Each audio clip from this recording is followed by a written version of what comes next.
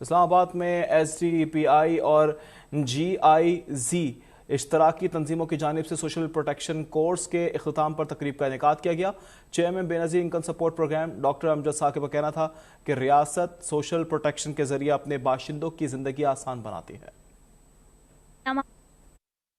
GIZ اور معاون تنظیموں کی جانب سے سماجی سوشل پروٹیکشن کورس ورکشاپ کے اختتام پر تقریب کا اہتمام کیا گیا۔ اختتامی تقریب کے مہمان خصوصی بے نظیر انکم سپورٹ پروگرام کے چیئرمین ڈاکٹر امجد ثاقب نے اس موقع پر کہا کہ بے نظیر انکم سپورٹ 10 ملین خاندان کی کفالت کر رہا ہے۔ غریبوں کی مالی امداد فراہم کر کے سوشل پروٹیکشن کو ممکن بنایا جا سکتا ہے۔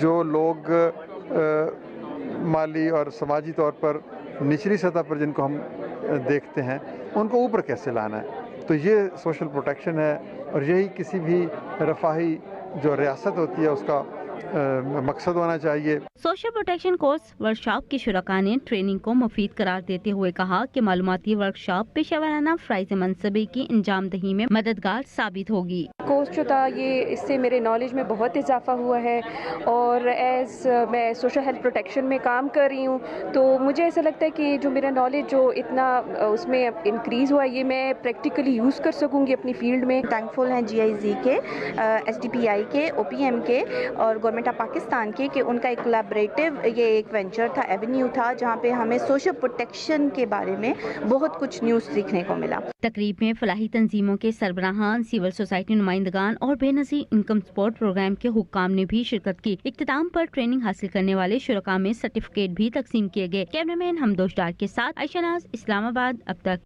سپریم کورٹ نے بحری